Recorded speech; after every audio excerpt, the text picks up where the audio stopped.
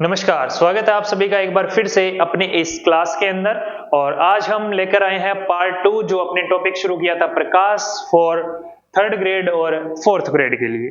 तो आज हम पढ़ेंगे दर्पण और दर्पण से संबंधित परिभाषाओं के बारे में। पिछला वीडियो आपके सामान्य परिचय था प्रकाश के बारे में और जो दर्पण है परावर्तन है उसके बारे में अपने बातें की थी।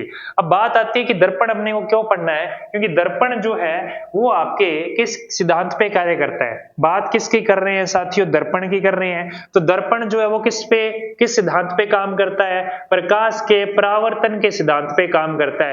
एक बार ये प्रश्न पूछ लिया था, ठीक है ना, बिल्कुल इजी प्रश्न है लेकिन पूछ लेते हैं, है ना। देखो आपके मन में, कईयों के मन में ये डाउट होगा कि सर आपको इजी लग रहा होगा, लेकिन आप क्या कर रहे हो, अगर आप थर्ड ग्रेड के स्टूडेंट हो तो आपके लिए इजी है, लेकिन फोर्थ ग्रेड की तैयारी कर रहे हो तो हो सकता है आप साइंस बैकग्राउंड से नहीं है तो आपको थोड़ा सा क्या लगे, ये मुश्किल लग सकता है। तो शुरू करते हैं दर्पण और उससे संबंधित परिभाषाओं के बारे में। बिल्कुल अपने बेसिक से लेकर एडवांस की तरफ चलते हैं, ठीक है। तो शुरू कर रहे हैं अपने। सबसे पहले बात करते हैं दर्पण के बारे में। दर्पण क्या होता है? दर्पण सिंपल सा क्या है कि किसी भी कांच की पट्टिका है उसके एक तरफ क्या कर दी जाए, पॉलिश कर दी जाए। किसके? कांच की पट्टिका की एक तरफ क्या कर दी जाए, पॉलिश कर दी जाए। पॉलिश करने पर दर्पण बनता है, ये आप कह सकते हो। या जो दर्पण है वो एक ऐसी युक्ति है जो कि प्रकाश की किरणों का क्या करती है, परावर्तन करती है। सिंपल सी ये है। यानी आपके पास में कोई भी कांच है यानी ग्लास जो है उसके एक साइड आपने क्या करनी है, पॉलिश करनी है। और पॉलिश करने के बाद में आपके पास में जो सिस्टम बनता है उसी को ही हम क्या कहते हैं दोस्तों, मिरर। क्लियर है? कोई दिक्कत, कोई समस्या, कोई इश्यू हो तो कमेंट कर सकते हो, ठीक है। अब दर्पण जो है वो कितने प्रकार का होता है, पेपर में खासकर पूछा जाता है। तो बिल्कुल दर्पण के प्रकार पढ़ने से पहले आपको 3 फोटो अच्छे से दिख रहे होंगे। एक तो ये दिख रहा है 1 नंबर, ये 2 नंबर दिख रहा है और ये क्या दिख रहा है, 3 नंबर। दर्पण को हम 2 भागों में बांटते हैं। कितने भागों में बांटते हैं? 2 भागों में। एक तो होता है समतल। कौन सा? समतल दर्पण। कौन सा दर्पण? समतल दर्पण, जिसको अपने बोलते हैं प्लेन मिरर। प्लेन मिरर बोलते हैं, ठीक है। एक होता है गोलीय दर्पण। कौन सा? गोलीय दर्पण। और गोलीय दर्पण जो होता है वो कैसा होता है? स्फेरिकल मिरर बोलते हैं। इंग्लिश में क्या बोलते हैं इसको? Spherical mirror. अब बात आ गई, स्फेरिकल मिरर जो है इसको भी आगे 2 भागों में बांटा जाता है। एक तो होता है अवतल दर्पण, एक होता है उत्तल दर्पण। अवतल को बोलते हैं कनकेव या कॉनकेव और ये होता है आपके कन्वेक्स। कन्वेक्स, ठीक, बात समझ गए होंगे। अब बात आती है ये पहला जो मिरर है ये कौन सा है, ये आप डेली अपने घर में यूज लेते हो तो इसीलिए मैंने इसकी फोटो लगाई है जिसमें आप अपना फोटो देखते हो। ये कौन सा है? ये आपका समतल दर्पण है। ये क्या है? आपका प्लेन मिरर है, समतल दर्पण है, ठीक। अब जो ये मिरर दिख रहा है ये आपने कई बार रोड पे लगा हुआ देखा होगा। ये फोटो को क्या कर देता है जी, छोटा कर देता है। ये तो फोटो जितनी बड़ी है उतनी दिखाएगा, ये क्या कर देता है, छोटा। और जो छोटा करता है उसका नाम भी छोटा होता है। क्या होता है बोलो? उत्तल होता है। क्या होता है? उत्तल दर्पण। और ये जो दिख रहा है जो अंदर की तरफ धसा हुआ होता है उसे हम अवतल कहते हैं। उसे हम क्या कहते हैं? अवतल। ये आपका प्लेन था, ये उत्तल है और ये अवतल है। बात क्लियर हो गई होगी। यानी ये 3 टाइप आपको आगे पढ़ने हैं। तो प्रकार में पहला समतल है और समतल दर्पण के अंदर क्या होता है कि जिसका परावर्तक पृष्ठ, देखो अपने बात की थी कि जब दर्पण बनाया जाता है तो एक तरफ क्या कर दी जाती है साथियों, पॉलिश कर दी जाती है। तो ये तो जो साइड होगी ये होगी पॉलिश युक्त सतह। पॉलिश युक्त सतह, ठीक है। और जो दूसरी साइड आपको दिखाई दे रही है, ये जो साइड दिखाई दे रही है ये साइड जो है इसको कहते हैं परावर्तक पृष्ठ। जिस साइड से परावर्तन होता है परावर्तक सतह कहते हैं। इसको क्या कहते हैं? परावर्तक सतह कहते हैं। याद रख लोगे, कोई दिक्कत? ये परावर्तक सतह है और ये पॉलिश युक्त सतह है। अब बात आगे आती है आपके, किसकी बात आती है जी, परावर्तक सतह जो है इसके ऊपर आपके, अगर ये परावर्तक सतह क्या है, समतल है, यानी इस तरह से बिल्कुल समतल सतह है, यानी जिसकी परावर्तक सतह क्या हो जी, समतल हो, जिसकी परावर्तक सतह क्या हो, समतल हो, उसे हम समतल दर्पण कहते हैं, जैसे ये फोटो दिखा रखा है। फिर है गोलीय दर्पण, जिसका परावर्तक पृष्ठ क्या हो, जिसका परावर्तक पृष्ठ गोलीय हो, जिसका परावर्तक पृष्ठ क्या हो दोस्तों, गोलीय हो, उसे हम गोलीय दर्पण कहते हैं। जिसका परावर्तक पृष्ठ गोलीय हो उसे हम क्या कहते हैं, गोलीय दर्पण कहते हैं। बात समझ में आ गई होगी। तो देखो इसको कैसे होता है गोलीय दर्पण, उसका थोड़ा सा देख लो आप, कि आपके पास में कोई एक इस तरह से गोल, आपके पास में क्या है, कांच है, मिरर है, उसको अपने क्या कर दिया, इस तरह से काट दिया। एक मतलब मान लो ये गोला है, इसको यहां से काट दो, काट के अलग करूंगा तो मेरे पास कुछ इस तरह का पार्ट बचेगा, ऐसा कुछ पार्ट बचेगा, ऐसा ऐसा दिख रहा है, ऐसे ऐसे अंदर से धसा हुआ इस तरह से। ये जो पार्ट बच रहा है, इसी पार्ट के अंदर या तो मैं पॉलिश बाहर कर सकता हूं या पॉलिश अंदर कर सकता हूं। इसी से गोलीय दर्पण जो है दो टाइप के बनते हैं, एक तो उत्तल बनता है और एक अवतल बनता है, यानी एक के तो अंदर पॉलिश होगी, एक के बाहर पॉलिश होगी। अब पॉलिश करेंगे, देखो मान लो कि इसके एक के बाहर वाली साइड क्या कर दी, पॉलिश कर दी, क्या कर दी, पॉलिश, आउटर पॉलिश कर दी, आउटर यानी बाहर जो है वो क्या कर दी दोस्तों, पॉलिश कर दी। तो इस बाहर वाली साइड के पॉलिश कर दी, तो इसका मतलब ये हुआ, बाहर वाली साइड पॉलिश कर दी, तो जो अंदर वाली साइड है, जो अंदर वाली इनर साइड है, वो कौन सी होगी, वो होगी परावर्तक सतह, परावर्तक सतह। तो अगर परावर्तक सतह क्या है, अंदर की तरफ धसी हुई है, कैसे है, अंदर धसी है, कहां धसी है इसकी परावर्तक सतह, अंदर की ओर है। तो अंदर अगर है तो अंदर से आपको क्या समझ में आया, अंदर से आपको याद रखना है अवतल। भाई जिसकी परावर्तक सतह अंदर की ओर है उसे हम कौन सा दर्पण कहेंगे, अवतल कहेंगे। अब मान लो यही दर्पण इस तरह से है और इसके आपने अंदर वाली साइड तो क्या कर दी, आपने पॉलिश कर दी, इन वाली साइड यानी अंदर वाली साइड पॉलिश कर दी, और बाहर वाली जो साइड है आपकी, कौन सी साइड बोलो, बाहर की जो साइड है वो किसकी तरह है, वो आपकी परावर्तक सतह की तरह है। परावर्तक क्या है जी, सतह है। तो जो परावर्तक सतह है वो कौन सी है, बाहर वाली है, ठीक है। बाहर वाली अगर परावर्तक सतह है तो ये परावर्तक सतह बाहर वाली है, इसका मतलब बाहर यानी उभरा हुआ, बाहर है यानी ये क्या है आपका, उभरा हुआ है, क्या हुआ है, उभरा। और ऊ से आपको क्या अंदाजा लगेगा, ऊ से आपको उत्तल का अंदाजा लगेगा। बात समझ गए, जिसका परावर्तक पृष्ठ अंदर अवतल, जिसका बाहर है यानी उभरा हुआ है वो कौन सा, उत्तल। अब आपको कोई सर जी महाराज ने तो अंग्रेजी में ठा है, हिंदी वाला नाम ही को नहीं आवे। तो देखो इस अवतल को बोलते हैं कनकेव, जिसका नाम बड़ा उसकी स्पेलिंग बड़ी, और इसको बोलते हैं कन्वेक्स। क्या बोलते हैं, कन्वेक्स। अब सर ऐसे थोड़ी बनाएंगे डायग्राम, उसमें तो डायग्राम ऐसे होते हैं सीधे, एक लाइन ऐसे बना दी, एक लाइन ऐसे, इधर मैंने क्या कर दी, पॉलिश, ये उभरा हुआ है, अंदर की तरफ धसा हुआ पार्ट क्या है, परावर्तक, तो ये तो क्या बन गया आपका अवतल। अब मैंने इसके अंदर वाली साइड पॉलिश कर दी तो ये क्या बन गया आपका उत्तल। आपको कोई सर ऐसे नहीं बना सकते क्या, ये भी उत्तल है, कोई दिक्कत नहीं है, कैसे बनना, बात समझ गए। जिसका परावर्तक पृष्ठ अंदर अवतल, जिसका उभरा हुआ उत्तल, बस बात खत्म। बस अपने को चेक ही तो करना है कौन क्या है, ये बात समझ गए होंगे। अब बात करते हैं गोलीय दर्पण से संबंधित कुछ परिभाषाएं हैं, उनकी चर्चा अपने कर लेते हैं। गोलीय दर्पण से संबंधित परिभाषाएं हैं, मैं पहले समझा देता हूं आपको, यहीं पे समझा देता हूं। ये आपका गोला है, ये आपने यहीं बना लेते हैं क्योंकि यहाँ पे सारे नाम लिखे हुए हैं, तो आपको यहीं से सारी चीजें क्लियर हो जानी चाहिए। तो गोलीय दर्पण से संबंधित परिभाषाएं देखो, मैंने एक क्या लिया, बड़ा सा गोला लिया, ठीक है। अब ये गोलीय दर्पण बनाना है तो मेरे को यहां से इसको क्या करना पड़ेगा जी, काटना पड़ेगा। क्या करना पड़ेगा, काटना पड़ेगा। काट दिया मैंने, काट दिया, ठीक है जी। अब काटने के बाद में क्या करना है भाई, ये पार्ट जो है कुछ इस तरह से बन जाएगा आपके पास में, इस तरह से बन जाएगा कि नहीं बन जाएगा।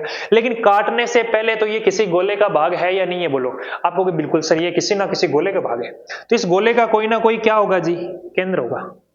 ये गोले का क्या है, केंद्र, जिसको मैं सी लिख रहा हूं, ठीक है। अब इस गोले की कोई ना कोई त्रिज्या भी तो होगी, चाहे इधर बना लो चाहे इधर बना लो, बात तो एक ही है। चलो मैं इधर बना देता हूं, ये क्या होगी जी, इसकी त्रिज्या रेडियस होगी, ठीक है, कोई दिक्कत वाली बात नहीं है। केंद्र होगी, त्रिज्या होगी। अब उसके बाद में मुख्य अक्ष वगैरह ये सारी चीजें बाद में आएगी, पहले इतनी चीजों को, दो चीजों को समझो। यानी गोलीय दर्पण जिस गोले का भाग है, ये गोलीय दर्पण है, दर्पण तो इतना ही है ना, ये इतना इतना का दर्पण है, तो गोलीय दर्पण जिस गोले का भाग है, यही गोला था, इस गोले का भाग है, इस गोले का केंद्र वक्रता केंद्र कहलाता है। इस गोले का केंद्र वक्रता केंद्र कहलाता है। यानी गोल दर्पण को किससे बनाएंगे, गोले से काट के बनाएंगे, और उस गोले का केंद्र क्या कहलाता है, वक्रता केंद्र। बस इसी तरह त्रिज्या की परिभाषा आ जाती है आपके, गोलीय दर्पण जिस गोले का भाग है, उस गोले की जो ये त्रिज्या थी, यही आपकी क्या है, वक्रता त्रिज्या है। ये बात भी समझ आ गई होगी। अगला जो मामला है वो क्या है, देखो मैं फिर से बना रहा हूं, ये वक्रता केंद्र, ये वक्रता त्रिज्या, ठीक है, ये C था और ये R थी, कैपिटल। अब बात आती है, ये हो गई अपने, ये हो गई ध्रुव। क्या है ध्रुव, देखो ये आपके इतनी साइड पे पोलिस की, यहीं से काटा तो ये पोलिस की, इस पोलिस के भाग के बिल्कुल बीचों बीच में एक पॉइंट बनता है। यानी कि ये कौन सी सतह हो गई आपकी, परावर्तक सतह बोल सकते हो। कलर ये दिखेगा नहीं, चलो ये दिख रहा होगा। इसका जो केंद्र है, ये कौन सी सतह है, परावर्तक, अंदर वाले की बात कर रहा हूं, बाहर तो आपके पोलिस वाली है। परावर्तक सतह का मध्य बिंदु यही तो बनेगा। इस मध्य बिंदु को ध्रुव कहते हैं, जिसको P से लिखते हैं, इंग्लिश में इसको पोल बोलते हैं। ये रेडियस है और ये सेंटर ऑफ कर्वेचर है, ठीक। अब ये भी हो गई ध्रुव। ध्रुव यानी परावर्तक सतह, इतनी थी परावर्तक सतह, इसका मध्य बिंदु P ध्रुव कहलाता है, ठीक है। उसके बाद में क्या है, मुख्य अक्ष है। क्या है, मुख्य अक्ष। तो आप कहोगे वक्रता केंद्र C और ध्रुव P से गुजरने वाली सीधी काल्पनिक रेखा, ये एक वास्तव में कोई रेखा नहीं गुजरती, अपने एक काल्पनिक रेखा मानते हैं। ये कैसी रेखा है, काल्पनिक रेखा है।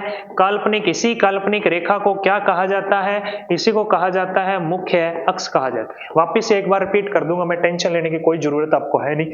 आगे देखो, मुख्य फोकस की बात करते हैं। मुख्य फोकस जो है वो वक्रता केंद्र C और ध्रुव P का मध्य बिंदु होता है। यानी कि वक्रता केंद्र और ध्रुव के मध्य बिंदु को फोकस कहते हैं। क्या कहते हैं, फोकस। और फोकस से ध्रुव के बीच की दूरी, ये जो दूरी है, इतनी जो दूरी है, इसी दूरी को कहते हैं फोकस दूरी।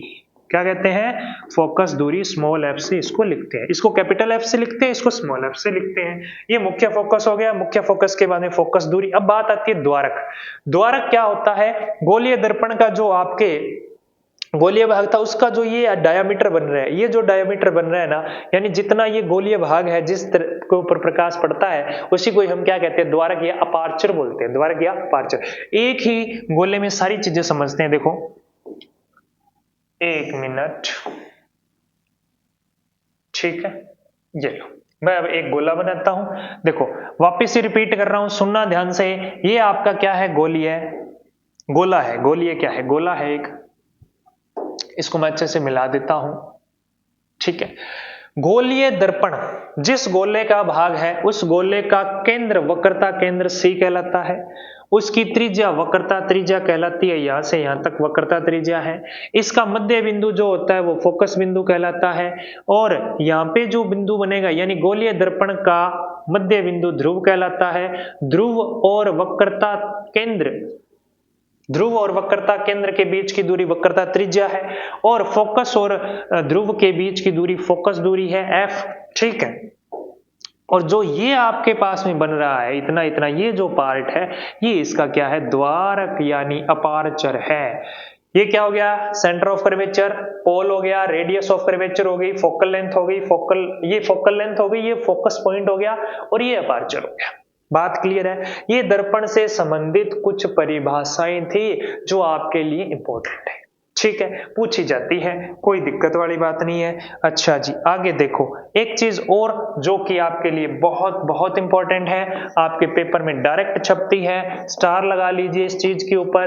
क्या है वो, सर, वक्रता त्रिज्या जिसको R से लिखते हैं और फोकस दूरी जिसको F से लिखते हैं, में क्या बताया गया है, संबंध बताया गया है। यानी relation between focal length and radius of curvature. क्या है कि रेडियस ऑफ कर्वेचर जो है वो ट्वाइस ऑफ फोकल लेंथ होता है, ट्वाइस ऑफ फोकल लेंथ। इसके ऊपर एक क्वेश्चन आया हुआ है एक बार, बिल्कुल अच्छा सा प्रश्न है कि 10 सेंटीमीटर वक्रता त्रिज्या वाले दर्पण की फोकस दूरी कितनी होगी। आपको पता है R बराबर कितना 2f है, R कितना दिया है 10 दिया है तो 2f, f बराबर क्या आ जाएगा बोलो, f बराबर 10 बटे कितना आ जाएगा 2, यानी 5 सेंटीमीटर क्या हो जाएगा आपकी फोकस दूरी हो जाएगी। बोलो हाँ या ना बोलो सर। आपको भी बिल्कुल सर, ठीक है। ये बात आपको याद रखनी है, ट्रिपल स्टार लगा दीजिए, 3 स्टार है ये, फोकस दूरी और वक्रता त्रिज्या में संबंध। अब बात आती है जो दर्पण है उनको एक एक करके अच्छे से अपने क्लियर करते हैं। सबसे पहले बात आती है समतल दर्पण, जिसको आप सुबह उठते ही इसके सामने खड़े हो जाते हो और अच्छे से आप क्या करते हो, पूरे सिस्टम जो है आपका मुंह है, फेस है, जो करते हो, बाल वगैरह बनाना आप करते हो, तो वो जो है दर्पण उसी को समतल दर्पण कहते हैं। उठते ही आप इसको देखते हो तो इसके बारे में तो सारी डिटेल आपको याद हो ही जानी चाहिए। तो देखिएगा बिल्कुल, जो आपके पास में प्रतिबिंब के गुण है, और एक बिंब होता है और एक प्रतिबिंब। पहले मैं इसको क्लियर कर देता हूं। एक तो होता है दोस्तों बिंब, ठीक है, इससे भी लिखा जा सकता है और ऐसे भी लिखा जा सकता है, और एक होता है दोस्तों प्रतिबिंब। क्या होता है, प्रतिबिंब। बिंब और प्रतिबिंब में क्या अंतर है देखो ध्यान से। अब जैसे मान लो ये कोई दर्पण है, दर्पण के सामने जो वस्तु रखी उसको तो क्या बोलते हैं, बिंब बोलते हैं, और जो दर्पण में दिखाई दी फोटो उसको प्रतिबिंब बोलते हैं। ये लड़की है यहाँ पे, ये तो क्या है आपका बिंब है, ये क्या है आपका बिंब है, और ये जो इसके अंदर यहाँ जो दिखाई दे रही है ना, ये इसका क्या है, प्रतिबिंब है। बात क्लियर है ना, जो दिख रहा है वो प्रतिबिंब है और जो खुद है वो आपका बिंब है, ठीक। अब यहां से क्वेश्चन जो आता है आपके समतल दर्पण से रिलेटेड, वो आता है प्रतिबिंब के गुणों के बारे में आता है। हमेशा क्वेश्चन यहीं से पूछा जाता है। क्या है, प्रतिबिंब के गुण की बात करें, सबसे पहले लिखा है U और V। U तो बिंब दूरी होती है, V प्रतिबिंब दूरी होती है। कहने का मतलब ये दर्पण है, इसके सामने यहाँ बिंब रखा हुआ है और यहाँ प्रतिबिंब बन रहा है, तो इनके बीच की दूरी है इसको U लिखते हैं, ये जो दूरी है इसको क्या लिखते हैं दोस्तों, V लिखते हैं। यानी कि शीशे से आप जितनी दूरी पे खड़े हो वो तो होगी बिंब दूरी, क्योंकि आप बिंब हो, और फोटो जितनी पीछे दिख रही है शीशे से वो आपकी क्या है, प्रतिबिंब दूरी है। इससे इजी तो क्या हो सकता है, देखो ये पीछे जितनी दूर बन रही है वो तो प्रतिबिंब दूरी है, और जो इधर बन रही है वो आपकी बिंब दूरी है। तो V और U का मान इसके अंदर बराबर होता है। किसके लिए बात कर रहे हैं, ये सिर्फ समतल दर्पण की बात हो रही है। किसकी बात हो रही है, सिर्फ समतल दर्पण की बात हो रही है। सभी दर्पण के लिए अलग अलग बात करेंगे। U और V क्या होते हैं, बराबर। कहने का मतलब आप अगर समतल दर्पण से, जैसे मान लो ये दर्पण है समतल, इससे आप 10 मीटर की दूरी पर हो तो प्रतिबिंब कितनी दूरी पे बनेगा, बोलो 10 मीटर की दूरी पर बनेगा। और ये प्रश्न भी आया हुआ है कि दर्पण के सामने 20 सेंटीमीटर दूरी पे एक बिंब रखा है, तो बताइए बिंब और प्रतिबिंब के बीच की दूरी। ये आपके रीट में भी आया था अब की बार, जो आपकी फर्स्ट शिफ्ट थी लेवल 2 मैथ साइंस, उसमें आया है। 20 सेंटीमीटर दूरी पे बिंब है तो प्रतिबिंब और बिंब के बीच की दूरी पूछी है। तो आप देखो बिंब से यहां तक की दूरी कितनी है, 20, तो ये भी कितनी होगी, आपको सर अभी बताया आपने, उसके अनुसार तो 20 होगी। इसने पूछी है बिंब और प्रतिबिंब के बीच, तो यहां से यहां तक कितनी हो जाएगी जी, 40 सेंटीमीटर हो जाएगी। कुछ बच्चे इसमें 20 करके आए थे और वो गलत हो गया था। क्यों हो गया था, वो आपके सामने ही है, क्योंकि उसने दर्पण और बिंब नहीं पूछा, उसने बिंब और प्रतिबिंब पूछा है। तो ये आपकी दूरी कितनी हो जाएगी, 20 और 20 40 हो जाएगी। मैग्निफिकेशन एक होता है, ये याद रखना, यानी कि इसमें साइज बड़ा छोटा नहीं होता है। अगर आपके 5 फीट का आदमी खड़ा है तो उसकी फोटो भी 5 फीट की बनेगी। किसमें, सिर्फ समतल दर्पण में। प्रश्न आ सकता है कि हाइट को बिना बदले अगर आपने प्रतिबिंब बनाना है तो कौन सा होगा, समतल दर्पण होगा। बाकी अपने एमसीक्यू करेंगे तब आपको बहुत सारे क्वेश्चन और भी क्लियर होंगे। एक है H बराबर H', ये हाइट वाला मैंने बता ही दिया। पार्श्व परावर्तित दर्पण बनता है। पार्श्व परावर्तित का मतलब है आपका जो राइट साइड है वो कहां दिखेगा, लेफ्ट, और जो लेफ्ट साइड है वो कहां दिखेगी, राइट साइड। यानी ये हाथ इधर दिखेगा, इधर वाला हाथ इधर दिखेगा, ये रिफ्लेक्ट हो जाता है। ये बात आपको समझ गए होंगे।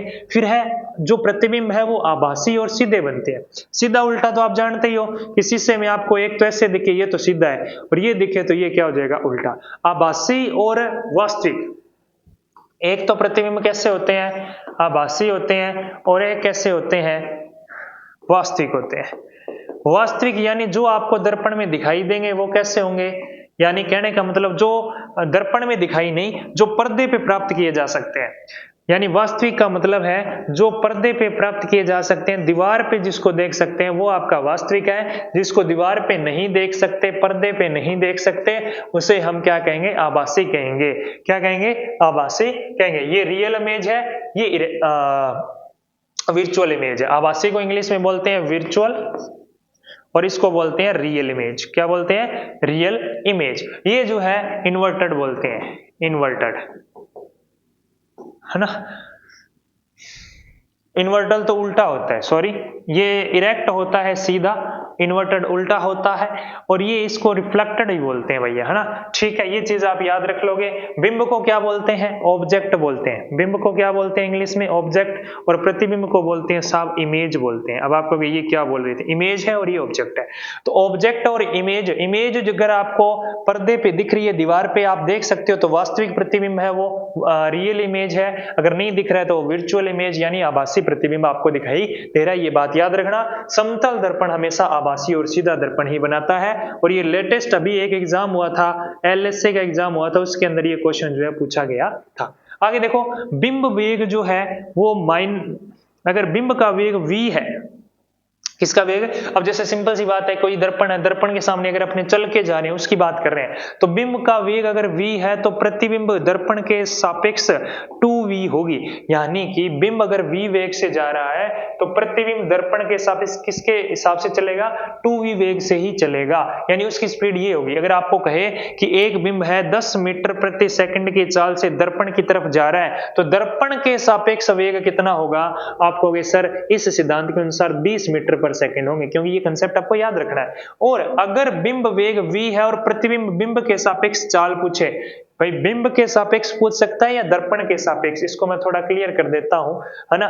पूरे को ही डिलीट कर लेते हैं अपने, ध्यान दो ये दोनों बातों को देखो। अगर बिंब का वेग v है, बिंब का वेग क्या है? v है, और प्रतिबिंब की दर्पण के सापेक्ष चाल पूछे तब तो 2v होगी। अगर आप बिंब का वेग v है और प्रतिबिंब बिंब के सापेक्ष पूछे, किसके सापेक्ष? बिंब के सापेक्ष पूछे, तब v होगा। यानी बिंब के सापेक्ष प्रतिबिंब v होगा, सेम चाल से चलेगा, लेकिन प्रतिबिंब के सापेक्ष 2v चाल से चलेगा, क्योंकि दोनों की स्पीड क्या हो जाती है जी?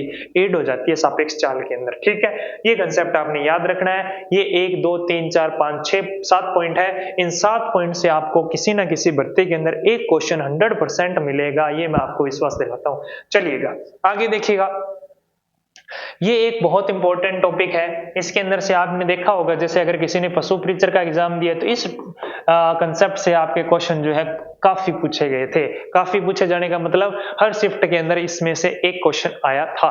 ठीक है, तो ध्यान दें, जब दो समतल दर्पण किसी कोण पर रखे हो तो प्रतिबिंबों की संख्या कैसे ज्ञात करनी है। जैसे एक दर्पण ये रख दिया, एक दर्पण ये रख दिया, बीच में कोण कितने डिग्री का है? 45 डिग्री का है। तो ये कह रहा है कि कितने प्रतिबिंब बनेंगे, तो उसके लिए आप क्या करना है? ज्यादा कुछ नहीं करना है, आपने नंबर ऑफ इमेजेस निकालने हैं। तो आप क्या करोगे? इसके लिए आपने 360 में क्या करना है? थीटा का भाग देना है। थीटा क्या है? थीटा है दर्पणों के बीच कोण, दर्पणों के बीच कोण है, दर्पणों के बीच क्या कोण है। ठीक है, अब क्या करना है? ये निकालना है। और ये निकालने के बाद आपके पास में 1 2 3 कंडीशन बनेगी। अब ये क्या आएगा? या तो आएगा आपके पास में सम, या आपके पास आएगा विषम। सर तीसरा तो आ ही नहीं सकता, तीसरी कंडीशन कैसे है? सम में एक कंडीशन और है। ठीक है, सम आए तो आपने क्या करना है? जो भी n आया है उसमें से एक घटाना है, और वही आपका क्या होगा? आंसर होगा। अभी मैं क्वेश्चन भी करके दिखाऊंगा, आपको समझ आ जाएगा। उसके बाद देखो, अगर ये विषम आ गया, क्या आ गया? विषम, तो वही आपका क्या होगा? आंसर होगा। n का मान जो है वही आंसर होगा। अगर सम है और अगर एक कंडीशन और दी है कि वो लंब सम द्विभाजक, पूरा लिख देता हूं मैं, लंब सम, लंब सम द्विभाजक पर स्थित है, तब आपको क्या करना है? सम हो और लंब सम द्विभाजक पर हो, तो n जो है वही आपका क्या होगा? आंसर होगा। क्या होगा, आंसर होगा। बात समझ गए होंगे। तो इस तरह से आप कर सकते हैं। जैसे यहाँ 45 डिग्री है तो आप क्या करोगे, 360 में पहले तो 45 का भाग करोगे, करोगे कि नहीं करोगे, करोगे तो क्या आएगा, 45 का करोगे, पहले 9 से काट लो, कोई दिक्कत नहीं, आपको डायरेक्ट नहीं आता है तो, है ना, 9 से काटोगे ऊपर 40 आएगा, नीचे कितना आएगा, 5 नहीं 45, इससे काटोगे कितना आ जाएगा, 8 आ जाएगा, कितना आ जाएगा, 8 45 होता है, ठीक है सर 8 आ गया, 8 क्या है, सम है, मैंने कोई कंडीशन नहीं दी कि सम द्विभाजक पर है, तो ये सम आ गया, सम आ गया तो आपने क्या करना है, 8 में से 1 घटाना है, कितना आया, 7 है, तो 7 प्रतिबिंब बनेंगे, कितने प्रतिबिंब बनेंगे, 7। अगर यही मान लो, अगर यहाँ पे क्वेश्चन में काट वाट के ये कितना आ जाता, 7 ही आ जाता सीधा सीधा, तो 7 आ जाता तो डायरेक्ट वही क्या होता, आंसर होता। लेकिन अगर वो कहता कि वो सम है और सम के बाद में भी सम द्विभाजक पर है, फिर अपने 1 माइनस और कर देते, समझ गए ना बात को, सॉरी यहाँ सम नहीं विषम ही आएगा, क्या आएगा, विषम ही आएगा, ठीक है। फिर इसमें क्या करना है, n-1 करना है, विषम में भी n-1 करना है, कब, जब वो एक कंडीशन ऐड करेगी, जो बिंब है वो लंब समद्विभाजक पर है, कहने का मतलब इन दोनों के बीचों बीच इस पॉइंट पे रखा है, तो एक प्रतिबिंब जो है वो क्या हो जाएगा, कम हो जाएगा, कब, जब वो विषम आएगा। तो ये जो कंसेप्ट है ये आप अच्छे से याद रखें, 2-4 क्वेश्चन आप खुद प्रैक्टिस करें। क्वेश्चन ये है, आपने निकाल के देखना है, यदि प्रतिबिंब नहीं, बिंब जो है कितने डिग्री पे रखा हो, 3 क्वेश्चन दे रहा हूं आपको, ये होमवर्क है आपके लिए, जैसे क्लास में देते हैं ना स्कूल में, वैसे होमवर्क दे रहा हूं, आपने कमेंट बॉक्स के अंदर इसका आंसर देना है, इसको सॉल्व करने के बाद में। समझ आ रही है ना बात, अगर आप सीरियस हो तो आप इसको, इन क्वेश्चंस को जरूर करके कमेंट में आप लिखोगे, इससे मेरे को भी आइडिया हो जाएगा कि कितने बच्चे पढ़ रहे हैं, कितने बच्चे सिर्फ ऐसे ही इंटरटेनमेंट के लिए क्लास को देख रहे हैं और कितने पढ़ने के लिए देख रहे हैं, है ना। तो देखो 3 क्वेश्चन दे रहा हूं, पहला है थीटा बराबर 90 पे चेक करो, फिर कह रहा हूं थीटा बराबर आप चेक करो कितने पे, 40 डिग्री पे चेक करो, फिर आप चेक करो थीटा बराबर आप चेक कर सकते हो 180 डिग्री पर। इन 3 कोणों के ऊपर आपने क्या करना है, आपने चेक करना है कि कितने प्रतिबिंब आपको मिलेंगे, कितने प्रतिबिंब आपको मिलेंगे जब 2 दर्पणों को 90 डिग्री पे जोड़ा जाए, या उनको 40 डिग्री पे जोड़ा जाए, या उनको 180 डिग्री पे जोड़ा जाए। बात समझ गए होंगे, ठीक है जी। अब आगे नेक्स्ट अपने चलते हैं। अगला जो दर्पण आपको देखने को मिल रहा है वो है आपका उत्तल। कौन सा है, उत्तल। इंग्लिश वाले इसको क्या बोलते हैं, कन्वेक्स मिरर बोलते हैं, ठीक है। इसकी फोटो भी मैंने आपके सामने दे रखी है, ये आप ऑलमोस्ट जो आपकी बाजार के अंदर जो मिरर लगे होते हैं वही वाला ये मिरर है, ठीक है। तो यहाँ पे बात करें अपने, इसको एक नाम से और जानते हैं, क्या है, अपसारी। कौन सा नाम है, उत्तल का ही दूसरा नाम है आपके अपसारी दर्पण। अब इसका जो है, इसके अंदर क्या क्या बातें याद रखनी है, ये आभासी, सीधा और छोटा प्रतिबिंब बनाता है, ये बात आपको हमेशा याद रखनी है। ये डायरेक्ट ऑप्शन में पूछी जाती है कि उत्तल दर्पण कैसा प्रतिबिंब बनाता है, तो वो हमेशा आभासी, सीधा और छोटा प्रतिबिंब बनाता है, ठीक है। अगला प्रश्न जो आपके बनता है वो बनता है यूज में से, यानी उसके क्या क्या उपयोग हैं, ठीक है। पहला प्रश्न तो ये हो गया कि वो दर्पण में प्रतिबिंब कैसा बनाता है, यानी फोटो कैसा दिखाता है। दूसरा है यूज का, ये पश्च दर्पण में यूज होता है, यानी कि बैक मिरर जो होते हैं गाड़ियों के बराबर जो कान से होते हैं, कहने का मतलब पीछे का दृश्य देखने के लिए, तो वो क्या होते हैं, वो इमेज को छोटा कर देते हैं, वो आप देख सकते हो, कभी आपने गौर किया हो तो। स्ट्रीट लाइट के अंदर यूज होते हैं, मोड़ पर लगे दर्पण के रूप में भी काम में लिए जाते हैं, और ये तीनों ही ऑप्शन जो हैं वो आपके पेपर के अंदर आ चुके हैं। नेक्स्ट है आपके, इसके अंदर आपके 2 ही प्रतिबिंब जो है कंडीशन देखने को मिलती है, एक तो जब बिंब कहां पर रखा हो, अनंत पे रखा हो, और एक अनंत और पी के बीच में कहीं पर भी रखा हो। ये कंडीशन भी आपने, 2 कंडीशन है, इन दोनों कंडीशन को आपने याद करना है। पहला है, जब अनंत पर रखोगे तो प्रतिबिंब कहां बनेगा, फोकस के F और दर्पण के पीछे, फोकस पर बनेगा लेकिन दर्पण के क्या बनेगा, पीछे। कैसे बनता है थोड़ा सा देख ले, ये इस तरह से दर्पण होता है, ये मुख्य अक्ष होती है, और ये क्या होता है आपका ध्रुव होता है, यहाँ आपका क्या होता है वक्रता केंद्र, यहाँ आपका होता है फोकस। जब प्रकाश की किरणें समांतर आपतित होती है इस तरह से, तो ये दोनों यहाँ इस तरह से मिलती है, ठीक है। तो इस पॉइंट पे आपके मिलेगी, सॉरी ये दर्पण इस तरह से होता है। दोबारा बना लेते हैं इस डायग्राम को। अच्छे से समझना। ये इस तरह से आपका हो गया। अब इसको अगर गोलीय भाग बनाए तो कुछ इस तरह से बनेगा, ठीक है। ये मुख्य अक्ष हो गई, यहाँ पे केंद्र है तो ये हो गया C, यहाँ क्या होता है F, और इस पॉइंट पे क्या होता है आपका P होता है। अगर अनंत पे रखी है तो यहाँ से सिर्फ आपको प्रकाश की किरणें आपतित होती हुई दिखाई देगी और इसके टकरा कर ये क्या हो जाएगी, फैल जाएगी।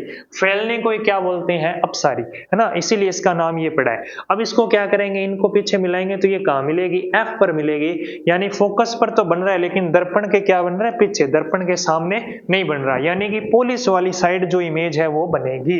ये चीज याद रखनी है आपने। दूसरा है ये P और अनंत के बीच में कहीं भी आप रख दोगे तो ये P और F के बीच में ही बनेगा। P और F का मतलब इन दोनों पॉइंट्स के बीच में, इन दोनों पॉइंट के, ये P हो गया और ये F हो गया, इन दोनों के बीच में आपका इमेज बनेगा। कैसा बनेगा, छोटा बनेगा, इसमें भी छोटा है और इसमें भी क्या है, छोटा। आभासी और सीधा, आभासी और सीधा, ये बात अपने कर ही ली, आभासी, सीधा और छोटा बनेगा। ये डायरेक्ट यहीं से आपको याद रखनी है, इसको याद रहे तो अच्छी बात है, वरना कोई बात नहीं, अपने डायरेक्ट यहाँ पे याद कर चुके हैं।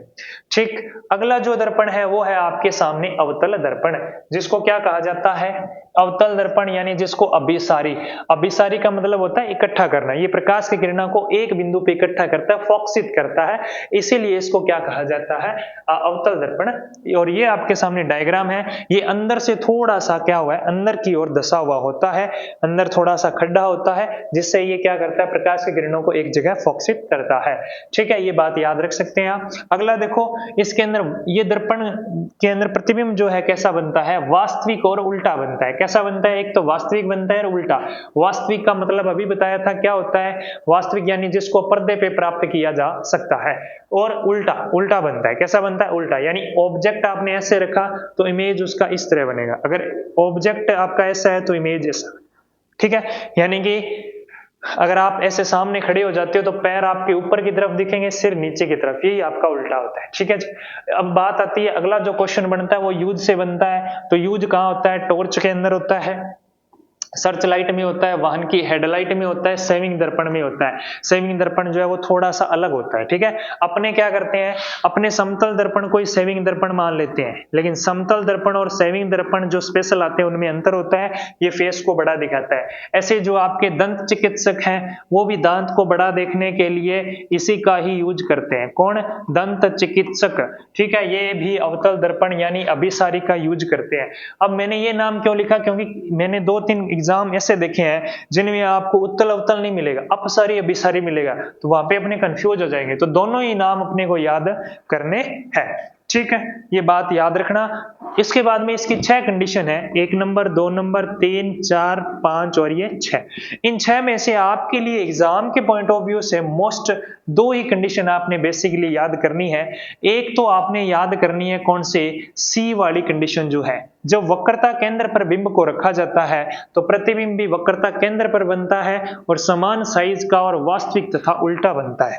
थोड़ा सा मैं इसको जूम कर देता हूं ताकि आपको ये टेबल अच्छे से दिख जाए, है ना। ये देखो, अब इसके अंदर देखोगे ना आप, सी वाली कंडीशन आपको याद अच्छे से रखनी है कि सी पर जब रखते हैं तो सी पर ही बनता है प्रतिबिंब और समान साइज का, और वास्तविक और कैसा बनता है, उल्टा बनता है।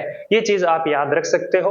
उसके बाद में एक याद रखनी है आपने, ये लास्ट कंडीशन जो है पी तथा एफ के बीच, यहाँ पे भी एक लोचा होता है। क्या होता है जी, ये बाकी सारे दर्पण के सामने बनते हैं। कहने का मतलब दर्पण के जिस ओर बिंब रखा है उसी ओर प्रतिबिंब बनता है, लेकिन इस एक के अंदर ही, एक ही कंडीशन में दर्पण के पीछे जो है प्रतिबिंब मिलता है। कैसा बनता है, बड़ा भी बनता है और आभासी तथा कैसा बनता है, सीधा बनता है। यानी एकमात्र ऐसी कंडीशन आपसे पूछी जाए कि अवतल दर्पण में बिंब को कहां रखा जाए कि अपने को आभासी तथा सीधा प्रतिबिंब मिले, तो आप कहना पी और एफ के बीच में। अब कई बार डायरेक्ट न पूछ के वो वैल्यू दे देता है, जैसे उसने कहा 15 सेंटीमीटर क्या है फोकस दूरी है, तो बिंब को कहां रखा जाए कि आपके आभासी और सीधा प्रतिबिंब प्राप्त हो। ये क्या दिया हुआ है, फोकस दूरी, तो अपने रखना भी कहाँ है, पी और एफ के बीच। तो आप कहोगे 0 से 15 के बीच कहीं भी रख दोगे ना तो आपका जो प्रतिबिंब है वो कैसा मिलेगा, आभासी और सीधा। अगर इसी क्वेश्चन में मैं ये कहूं कि 15 सेंटीमीटर फोकस दूरी है और आपको प्रतिबिंब जो है बिंब के आकार का बनाना है, तब कहां रखोगे, तो आप कहोगे R = 2F होता है। ये आपको पता ही है। तो यहाँ पे आपने क्या करना है, वक्रता केंद्र पर रखना है, यानी फोकस दूरी का डबल कर दो, कितना आएगा 30 सेंटीमीटर। तो 30 सेंटीमीटर पे अगर आप रख दोगे बिंब को तो प्रतिबिंब कैसा बनेगा, समान आकार का बनेगा। इस तरह से वैल्यू बेस्ड क्वेश्चन भी आ सकते हैं और डायरेक्ट फैक्चुअल क्वेश्चन भी यहां से आपके इस टेबल से बन सकते हैं। तो ये आपके अवतल दर्पण के बारे में था। ठीक है, अब इस दर्पण के अंदर एक जो मोस्ट इंपॉर्टेंट चीज बच जाती है वो है दर्पण सूत्र। यहां से आपके जो है न्यूमेरिकल बनने के चांस रहते हैं। तो दर्पण सूत्र एक छोटा सा फॉर्मूला है जिसको अपने को अच्छे से क्या करना है, याद रखना है। क्या है, 1/f बराबर 1/v प्लस 1/u। बस ये जो फॉर्मूला आपकी स्क्रीन पे है यही आपका दर्पण सूत्र है, जिसको इंग्लिश वाले मिरर फॉर्मूला बोल देते हैं। इसमें बीच में प्लस है, ये आपकी फोकल लेंथ फोकस दूरी है, ये आपका v यानी कि इमेज डिस्टेंस यानी प्रतिबिंब की दूरी है, और ये बिंब की दूरी यानी ऑब्जेक्ट की जो लेंथ है वो आपको गिवन है। बात समझ गए होंगे। अब इसके अंदर भी क्या करना है कि आपको f, v और u जो है वो कब प्लस का लेना है कब माइनस का लेना है, उसके लिए आपको एक चिन्ह परिपाटी समझा रहा हूं, इसके बाद अगली स्क्रीन पे समझाऊंगा, उसको आपने देखना है। उसके अकॉर्डिंग ही इस फॉर्मूले के अंदर वैल्यू पुट की जाती है। यहां काम अपना सिर्फ इतना ही है कि इस फॉर्मूले को याद करना है, 1/f बराबर 1/v प्लस 1/u। ये सेम टू सेम फॉर्मूला आपको आगे देखने को मिलेगा। वहां पे प्लस की जगह क्या हो जाएगा माइनस, और यहाँ पे दर्पण की जगह क्या हो जाएगा लेंस। वो अपने जब अपवर्तन पढ़ेंगे तब उस फॉर्मूले को अपने देखेंगे। हाँ, अगला जो है आवर्धनता, ये तो मिरर फॉर्मूला यानी इसको बोलते हैं मैग्निफिकेशन। मैग्निफिकेशन क्या बोलते हैं जी, मैग्निफिकेशन। इसका जो फॉर्मूला होता है डायरेक्ट आप याद रख सकते हो, m बराबर h'/h, यानी प्रतिबिंब की ऊंचाई और बिंब की ऊंचाई के अनुपात को क्या कहते हैं, आवर्धनता या मैग्निफिकेशन कहा जाता है। अगला जो एक फॉर्मूला और बनाया जाता है इसका वो ये है -v/u। ये दो ही फॉर्मूले याद रखें, वैसे और भी बना सकते हैं अपने f_v का f_u का, वो अपने को याद रखने की जरूरत नहीं है। बस इतना सा याद रखें, यहाँ माइनस आएगा और बाकी जो है प्लस के अंदर ही है। h' प्रतिबिंब की ऊंचाई है, h किसकी है, बिंब की ऊंचाई है। जैसे मान लो कि ये आपका दर्पण था, ये आपकी मुख्य अक्ष है, यहाँ आपने बिंब रखा, यहाँ आपका प्रतिबिंब बना। ठीक है, तो अब यहाँ पे सारी चीजें क्लियर हो जाएगी आपको। ये जो है ये तो हो गया आपका v, ये जो है ये आपका हो गया u, यानी बिंब की दूरी हो गई, ये प्रतिबिंब की दूरी हो गई, और यहाँ पे मान लो f है तो यहाँ से यहाँ तक क्या हो गई फोकस दूरी, यहाँ आपका c है तो यहाँ से यहाँ तक की दूरी क्या हो गई आपकी r हो गई। तो इस तरह से आप ये कंडीशन जो है सेटिस्फाई कर सकते हो। और क्या है इसके अंदर, आप कहोगे सर h' और h बता दो। ये जो है प्रतिबिंब की दूरी, इसको तो h' कहते हैं, हाइट, दूरी नहीं हाइट। ये कितना बड़ा या छोटा है, ये h' है, और ये जो है ये आपका ऑब्जेक्ट जो है यानी बिंब जो है जो आप थे वो आपका h होता है, h' नहीं h होता है। क्या होता है, h होता है। यानी बिंब की ऊंचाई h है और प्रतिबिंब की ऊंचाई h' है, और बिंब की दर्पण से दूरी, बिंब की दर्पण से दूरी u है और प्रतिबिंब की दर्पण से दूरी v है। ये चीज आपको क्लियर हो गई होगी। ठीक है जी, ये मैंने बता दिया, सूत्र बता दिया आपको। अब किसको प्लस लेना है किसको माइनस लेना है, इसके लिए अपने को चिन्ह परिपाटी देखनी है, और चिन्ह परिपाटी देखने के बाद अपने एक क्वेश्चन भी करेंगे कि किस तरह से फॉर्मूला अप्लाई करते हैं, कैसे उसको सॉल्व करते हैं। तो देखो ध्यान से, चिन्ह परिपाटी में क्या करना है, मान लो ये आपका कोई दर्पण है, हो सकता है इस तरह से हो सकता है इस तरह से, उत्तल हो अवतल हो, चाहे दर्पण हो चाहे लेंस हो, सब में सेम चिन्ह परिपाटी लगती है, कोई डिफरेंस नहीं है। ठीक है जी, अब देखो ध्यान से इस स्क्रीन के ऊपर, तो ये आपका दर्पण हो गया, दर्पण से बाईं ओर की जितनी भी दूरियां हैं यानी इधर वाली जितनी भी दूरियां होगी वो मापी जाएगी, किसमें बोलो, प्लस में मापी जाएगी। ठीक है, और दाईं ओर की दूरियां हैं वो किस में मापी जाएगी, ये प्लस में है, सॉरी उल्टा बता दिया मैंने, है ना, थोड़ा सा देखो वापस से देखो, ये तो हो जाएगा प्लस में और ये हो जाएगा माइनस में। यानी आपको सिंपल सा जो मैथ वाला वो याद कर लो आप। इस तरह से बनाते हैं ना, X X minus X X Y X minus Y X, plus minus का लोचा भूलोगे नहीं। इधर क्या है सर, प्लस है तो प्लस है, इधर क्या है सर, माइनस है तो क्या आ गया, माइनस आ गया। ऊपर क्या होता है सर, प्लस होता है, तो ऊंचाइयां ऊपर की ओर है तब तो प्लस लेंगे, और ऊंचाइयां नीचे की ओर है तो क्या होता है, माइनस का वाई, तो नीचे की ओर आएंगे तो किस में लेंगे, माइनस में। बस ये आपको जो ग्राफ बनाते हैं ये वाला कंडीशन याद रखें, एक साइड प्लस का एक्स है, एक साइड माइनस का एक्स है, ऊपर प्लस का वाई होता है और नीचे माइनस का वाई होता है। इस तरह से आपकी चिन्ह परिपाटी काम करेगी। अब आपको अवतल और उत्तल के लिए चिन्ह परिपाटी के डायरेक्ट आप याद भी रख सकते हो। अब देखो अवतल जो है वो कुछ इस तरह से होता है, कैसे होता है अवतल, अवतल ऐसे होता है, तो इसका गोलीय भाग किधर बनेगा, बाईं ओर ही बनेगा, तो इसका वक्रता केंद्र है, फोकस है, सब कुछ इधर ही है। तो इसका मतलब ये हुआ कि जो आपका अवतल है, क्या है, अवतल है, उसके अंदर ये जो दूरियां आएगी वो इधर वाली साइड आएगी, यानी कि किस ओर आएगी, बाईं ओर आएगी। बाईं ओर की क्या होती है, माइनस। तो अवतल के लिए आपका आर हो, एफ हो, यू हो और वी हो, ये सारी की सारी चीजें किस में लेनी है आपने, माइनस में लेनी है। यानी अवतल जो है ऑलवेज भी नेगेटिव, क्लियर है। और जो आपका उत्तल है, उत्तल की अगर मैं बात करूं तो उत्तल कुछ इस तरह से होता है, तो इसका दाईं ओर आता है। सिर्फ बिंब हमेशा किधर रखते हैं, ये बात भी आप स्टार लगा के याद रखना, बिंब जो होता है, वस्तु जो होती है वो हमेशा रखी जाती है किस ओर, बाईं ओर। क्या रखी जाती है, बाईं ओर रखी जाती है, ठीक है ना। तो इसका मतलब उत्तल में जो u है वो तो माइनस रहेगा, बाकी सारे क्या आ जाएंगे, प्लस के आ जाएंगे। ये चिन्ह परिपाटी आपने याद रखनी है, चाहे आपके पास में दर्पण हो, चाहे आपके पास में लेंस हो, ठीक है। लेंस और दर्पण दोनों में यही चिन्ह परिपाटी आपने यूज करनी है। तो अब इसका अपने एक क्वेश्चन जो है इसके अंदर अपने अप्लाई करके देखते हैं कि ऐसा क्वेश्चन आपको आ जाए तो आप किस तरह से उसको सॉल्व करेंगे। तो ध्यान से सुनना इसको, देखिएगा स्क्रीन पे क्वेश्चन पढ़ते हैं पहले। कोई 4 सेमी साइज का बिंब किसी 15 सेंटीमीटर फोकस दूरी वाले अवतल दर्पण से 25 सेंटीमीटर दूरी पर रखा है। अब इस लाइन में जो जो डाटा आपको दिया गया है वो डाटा आप लिख लीजिए विद साइन, यानी प्लस में आएगा या माइनस में आएगा। तो देखिएगा इसने कहा 4 सेंटीमीटर साइज का बिंब है, बिंब की ऊंचाई को h लिखा जाता है, तो कितना दिया हुआ है, बिंब तो ऊपर रखा जाता है, ऊपर है तो प्लस आएगा, कितना आएगा 4 सेंटीमीटर का, पॉइंट लगा के जीरो लगाने का कोई औचित्य नहीं है।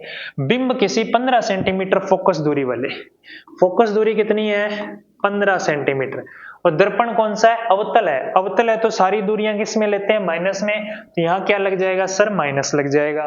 फिर क्या है सर, अवतल दर्पण से 25 सेंटीमीटर की दूरी पर रखा है, यानी u का मान दिया है 25 सेंटीमीटर है।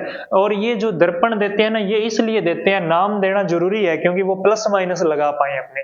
तो ये कितना है, माइनस का 25, सारी दूरियां माइनस में लेते हैं। क्या पूछा है, दर्पण से कितनी दूरी पर किसी पर्दे को रखा जाए कि स्पष्ट प्रतिबिंब प्राप्त हो। इसका मतलब ये है, पर्दे का मतलब ये है कि बिंब कहां पर बनेगा, ये आपसे पूछना चाह रहा है। भाई जहां पे बिंब बन रहा है वहीं तो पर्दा रखेंगे, तो ये पूछना चाह रहा है कि प्रतिबिंब बने उस पर्दे पे, पर्दे पे कब बनेगा, जब जहां पे प्रतिबिंब बन रहा है वहीं रखें। तो प्रतिबिंब दूरी पूछ रहा है, यानी v का मान जो है वो आपसे पूछना चाहता है। तो क्या करें सर, डाटा सारा मिल गया, फॉर्मूला अपने को पता ही है, क्या फॉर्मूला था, मिरर फॉर्मूला लगाना है अपने को। तो क्या होता है, F बराबर 1/f बराबर 1/u प्लस 1/v। प्लस में हो तो आगे पीछे लिखने से कोई फर्क नहीं पड़ता है, ठीक है। अब देखो 1/f का मान है -15 बराबर 1/u कितना है, माइनस का 25 है, प्लस में 1/v निकालना है अपने को। अब ये प्लस का इधर आएगा तो सॉरी इधर माइनस का इधर आएगा तो प्लस हो जाएगा, बराबर में 1/v आ जाएगा। यहां एलसीएम लेंगे तो कितना आएगा 75, यानी ऐसी संख्या लेनी होती है जो इन दोनों संख्याओं से आपके डिविजिबल हो, दोनों से क्या हो, डिविजिबल हो। तो आप ले सकते हैं, तो यहां पे कितना आएगा, 15 से डिवाइड करोगे 5, माइनस का 5 प्लस ये कितना आएगा 3 बराबर 1/v। ये सिंपल सी कैलकुलेशन है। अब क्या आएगा, ये माइनस का 5 है, ये प्लस का 3 है, तो आंसर फाइनल क्या आएगा, माइनस का 2 आएगा। और डिवाइड में कितना बच गया आपके पास में 75। तो ये 1/v का मान आया है। अपने को v चाहिए तो इसको क्या करो, रेसिप्रोकल, यानी कि इसको क्या करना पड़ेगा, व्युत्क्रम करना पड़ेगा। तो ये कितना आ जाएगा 75/2 और माइनस को आप खा नहीं सकते। अब आप इसको किसका डबल है, ये आप कहोगे 75 से कम करें कितने आएंगे 74। 74 किसका डबल होता है 34। 34 का आधा कर दोगे यानी 34.5 माइनस 34.5 सेंटीमीटर। सॉरी 35×2 = 70, गलत हो गया ना ये। एक मिनट वापस देखो। v 75 यानी इसको अगर डिवाइड करो, डायरेक्ट डिवाइड भी कर सकते हो, 3 कितना बच जाएगा, 1 15 पे 15 यानी 7, 37.5 आएगा। कितना आएगा 37.5 विद नेगेटिव साइन। ठीक है, तो इस तरह से ये जो है आपको पर्दे को 37.5 सेंटीमीटर दूरी पर रखना है। किधर रखना है, जिस ओर बिंब रखा है उसी ओर। ये माइनस साइन ये तो बता रहा है कि दाईं ओर रखना है या बाईं ओर, ये कह रहा है कहां रखो आप, बाईं ओर रखो। ठीक है, ये बात क्लियर हो गई यहां तक। आगे और पूछा है प्रतिबिंब की प्रकृति क्या होगी। प्रकृति माइनस में आया तो माइनस, यानी अवतल के अंदर क्या थी प्रकृति, वास्तविक और उल्टा। प्रकृति अभी मैंने बताया था क्या थी, वास्तविक और उल्टा आई। बस एक ही कंडीशन में आपकी जो आभासी और सीधा आती है वो आती है P और F के बीच में। क्लियर। नेक्स्ट देखो, साइज भी ज्ञात करना है। साइज के लिए आपको मैग्निफिकेशन बताया था H'/H। ठीक है, M अपने को पता है क्या, नहीं सर M नहीं पता है। आपको एक चीज और याद आ रही होगी, M बराबर -v/u अभी अभी पढ़ा है अपने। तो इसको M की वैल्यू ये है, M की वैल्यू ये है, तो M की जगह ये वाली M की वैल्यू पुट करते हैं। तो -v/u बराबर H' बटे क्या आएगा H। अब जो मान आपके पास में है चिपका दो। क्या है, v का मान कितना है, v का मान सर 37.5 है। तो आप इसको एक काम करो, ये वाला मान लिख लेते हैं, क्योंकि कट के अपने क्या हो जाएगा, काम इजी हो जाएगा। v का मान आप लिखो 1 माइनस, तो ये फॉर्मूले वाला 1 माइनस डायरेक्ट पहले से है, तो दोनों लगाने पड़ेंगे। 75 बटे कितना आ जाएगा 2, और फिर क्या है बटे में u लगाना है। u का मान कितना है आपके पास में, माइनस का 25, तो यहां लिख दोगे आप 1 बटे माइनस में कितना आ जाएगा 25 आ जाएगा। और बराबर में H' तो बिंब है, H' बिंब है तो H' तो ज्ञात करना है। H क्या है, बिंब की दूर कितना है 4 सेंटीमीटर, यहां भी लिख रखा है H का मान 4 सेंटीमीटर, लगा दो। अब क्या करना है, -1 -1 टाटा बाय बाय, 25 ये कट जाएगा कितने पे 3 पे, क्या बच गया -3/2 = H'/4। क्या करो, इसको काट सकता हूं क्या इस तरह से, बिल्कुल काट सकते हैं। ये डिवाइड में इधर आएगा तो मल्टीप्लाई में, 3 × 2 = H', कितना -6 सेंटीमीटर जो है वो साइज हो जाएगा किसका, आपके प्रतिबिंब का। तो इस तरह से प्रतिबिंब का साइज निकाल सकते हो आप, प्रतिबिंब की दूरी निकाल सकते हो और इसकी प्रकृति देख सकते हो। अगर माइनस आए तो वास्तविक और उल्टा आएगा, अगर प्लस आए तो आभासी और सीधा आएगा। तो इस तरह से अपने जो दर्पण सूत्र है उसको अपने क्या कर सकते हैं, यूज कर सकते हैं। अभी अपने पढ़ा था यहाँ पे दर्पण सूत्र और आवर्धनता का फॉर्मूला, वो और ये चिन्ह परिपाटी भी आपको याद होनी चाहिए, आपको अप्लाई करनी आनी चाहिए। बिना चिन्ह परिपाटी के क्वेश्चन गलत हो जाएगा। ठीक है, तो आज की वीडियो में इतना ही, बाकी अपने नेक्स्ट वीडियो में करेंगे अपवर्तन और उससे रिलेटेड जो लेंस वगैरह के पार्ट है वो अपने नेक्स्ट वीडियो में करेंगे। तो मिलते हैं जल्दी ही एक नई वीडियो के साथ, एक नई एनर्जी के साथ। तब तक के लिए bye bye, take care, thank you.